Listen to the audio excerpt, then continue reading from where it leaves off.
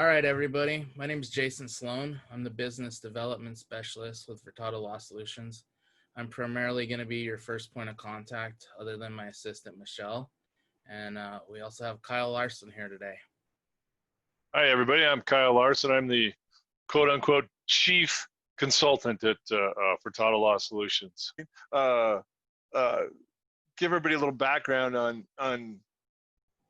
me and why I'm so passionate about sheathing. I know that I pay attention to the social networks, and there's a ton of questions and interest in getting sheathing paid for. Back in the early 2000s, I was a wee roofer trying to make a go at this, and it was a slow year this was back before there was a whole bunch of back then hail could go years without anybody ever even realizing they needed to get their roof replaced.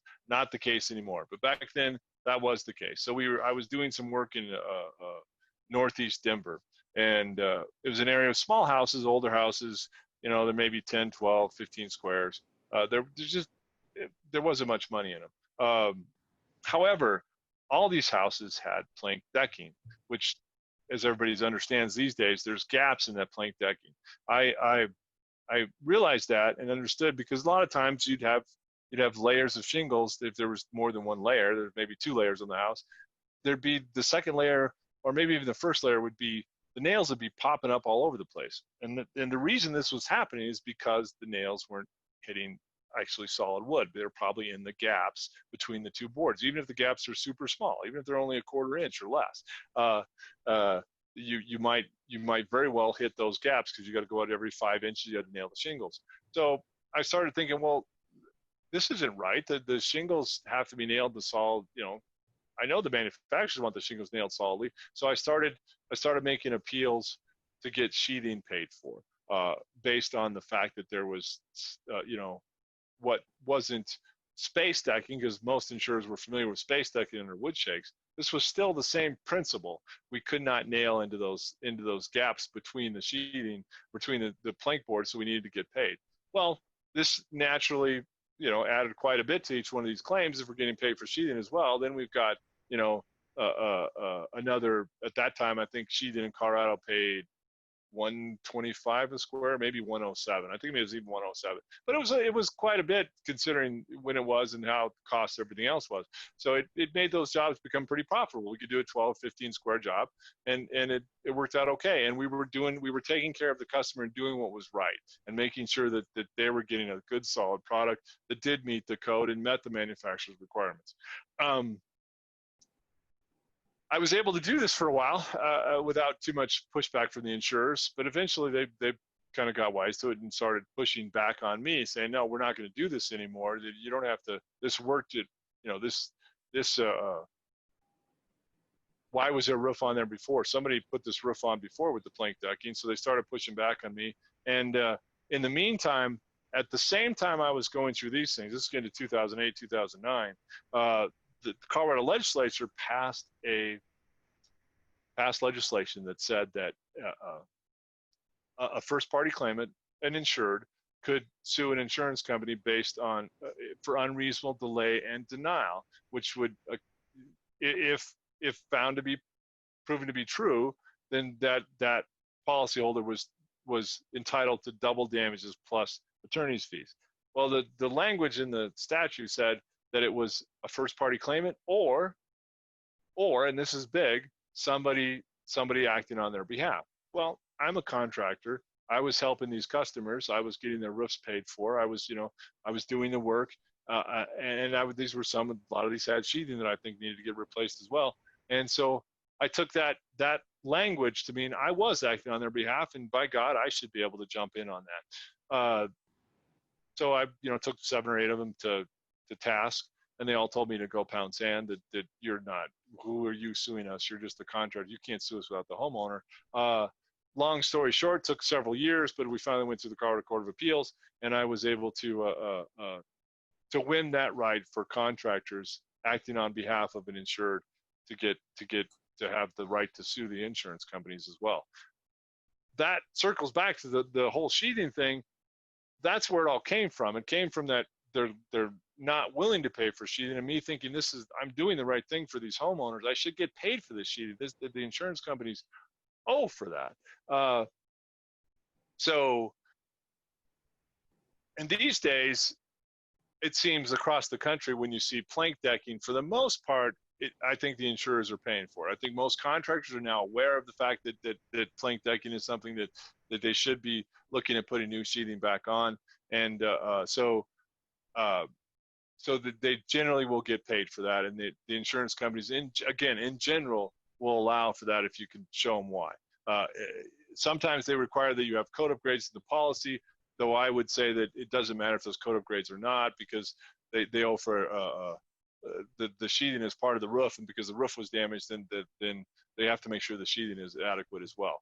So again, across the country for plank decking, it's pretty well paid. Where the problem became, because I took that not only for the plank decking, but for regular plywood, and so plywood only lasts a certain amount of time. After 30 years or 40 years or 50 years or whatever, depending on the climate you're in as well. Oftentimes plywood is it just gets soft and spongy, and it's just no longer adequate as a deck. Too many nail holes. Yeah, too many nail holes. That's true. That can be a factor as well. After 4 or 5 roofs, you're going to have thousands of nail holes in the decking, so it gets weak. It gets weaker, and it's not really adequate as a base for additional roofing. At first, when I'd run into those situations, the insurance companies were pretty open, because you can find code language that says that you have to have a solid, you more or less have to have solid sheathing. They talk about the structural components of a roof and how those have to be adequate to support the roofing. So again, for quite a while, I was able to get that bought most of the time. However, the insurers fairly quickly started getting sick of seeing me put just worn out plywood as something that we need to get paid for, because we need to put a roof on that was damaged by hail. And that was the argument they made with that successfully, that was due to wear and tear. And although wear and tear is certainly a factor in why that sheathing's worn out, or why the sheathing needs to be replaced, it's not the reason. The reason is the hail hit the roof, and so because we're putting a roof on, and sheathing is a component of the roof, we have to at least consider the sheathing as well. However, the wear and tear argument by the insurers is a powerful one. So recently, what I've been just exploring, because we're almost all running into a brick wall when it comes to just plywood. Most insurers these days, they're not going to pay for it. They're going to tell you, no, that's wear and tear. Well, so I started asking, why is it getting worn out? Why is the sheathing? Apparently the APA. I've reached out to the APA, the American Plywood Association. They say there's no reason if it's used in the manner it was meant to be, then there's no reason it should be wearing out as well. And I think the reason that it is wearing out is because back in the day, the code requirements for sheathing said pretty much you could put interior grade plywood on the roof because you're going to cover it with the roof. Unfortunately, the glues in the interior grade plywood were not exterior glues. So even though it wasn't exposed to the elements, in some sense it was exposed to the elements, because it's still outside. It still went through the heat and cold cycles. In very moist climates, you get more humidity that gets in there, gets sucked in the wood. The glues are what fails in the old sheathing. So if the existing sheathing that is failing, if you're on a roof and the existing sheathing is failing, you might be able to find stamps, grade stamps on the plywood that talk about what it is. In fact, I'm going to take a minute and try to find a. You can pull up Jacobson. Does Jacobson have stamps in it? Oh, hold on a second. Talk for a sec, Jason. Yeah, so me and Kyle, little background, me and Kyle have worked together off and on since 2009. I was part of a lot of the supplements that went to litigation, and we actually had a lot of success with The plywood back in the day was just engineer reports or a city official that we'd have come out and say, hey, this has to be replaced. And honestly, those are still good things to do because they'll help it if it has to go to litigation. And there was times where we would get a city official to write a letter saying, yeah, you have to replace this plywood. You bring a city official, an inspector, onto a roof and he almost falls through, he writes a letter pretty quickly, usually. Same thing with the engineer. As the current code for plywood says that it must have exterior grade glues included in it, and I pulled this up. I'm not gonna go over this right now, but this stamp back here has nothing that talks about exterior grade glue.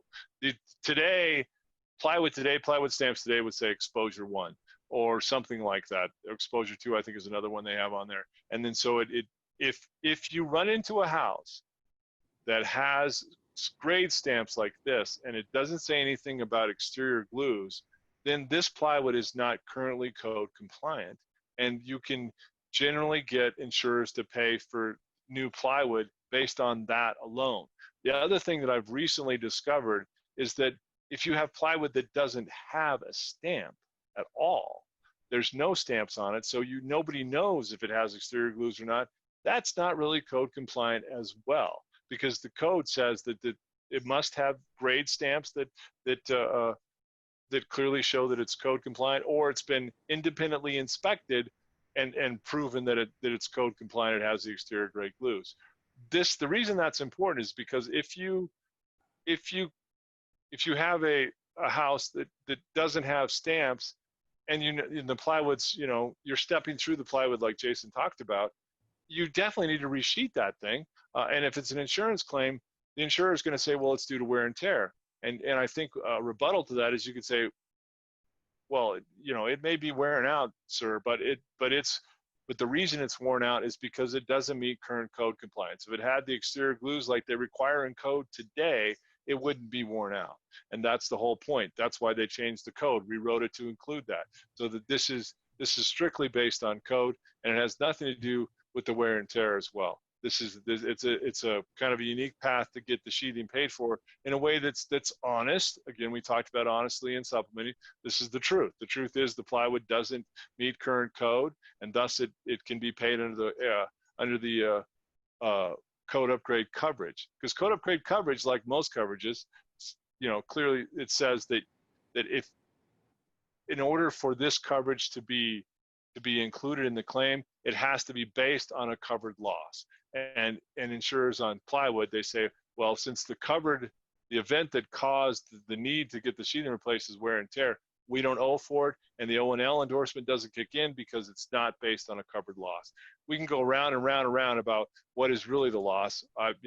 We all might agree that hail is the reason that we're exposing the plywood and have to replace it at all. But the insurers will rest on the fact that it's wear and tear. And this is a way you can show them. You can almost agree that it is wear and tear, but the reason it's wearing out is because it's no longer code compliant, and that's why they changed the code. And that if the enforcement of the code is due to the hail, which in this case it is, if we're just talking about the current plywood is not code compliant because it doesn't have the exterior glues, you really can't say if the plywood is just worn out, you can't really make the argument that it has to be replaced because of code. It may have to be replaced because of code as well, but the insurers can rest on the fact that it's more the direct result of wear and tear. Hopefully that makes sense to you, Jason? Yeah, it made sense to me. And once again, if anybody wants any clarification or needs to reach out to us, we're more than willing to be contacted. I'm always available. Yeah, if somebody can call, get in touch with me or leave a message, and I will call back, and I'm happy to talk about this stuff. This has pretty much been my entire work life existence for the past 20 some years. And I love sharing this information. This is back in the day when I was the only guy I knew that was doing any supplements. This is back in the early 2000s. the first thing I would do when I found, figured out how to get paid for something like drip edge. This is back when nobody got paid for drip edge. Insurers thought we were crazy for even asking for it. And once I've discovered how to get that done, the first thing I did was called all my roofer buddies that were doing the same thing I was, say, hey, start asking them for drip edge, because A, they owe for it because it is part of getting the roof done, and B, you can get it paid for. This is sharing information in our industry only makes sense, because if I'm just one guy, I can sit here and come up with the legitimate reasons why they need to pay for whatever it is that I need them to pay for. But I'm just one guy against, Goliath. It's bigger than Goliath. It's a billion Goliaths, the insurance companies. So if I spread that information out, and, there's 1,000 of us talking about it, then that's when things really change across the board. Sheathing is a great example. As far as I know, in the early 2000s, I don't know of anybody else that was asking them to pay for sheathing at all. Today, if you go on the roofing social networks, there's a post about sheathing almost every day. Somebody's talking about why to get it paid for. So I could be wrong, but I'm pretty certain that a good portion of that, if not all of it, started right here in Colorado and spread out amongst the country. And that's the point of sharing it. The more you share, the better it is for all of us. So I'm more than happy to share whatever techniques, whatever I'm doing to get stuff paid for, because if you're working for the same thing, then we both benefit. All right.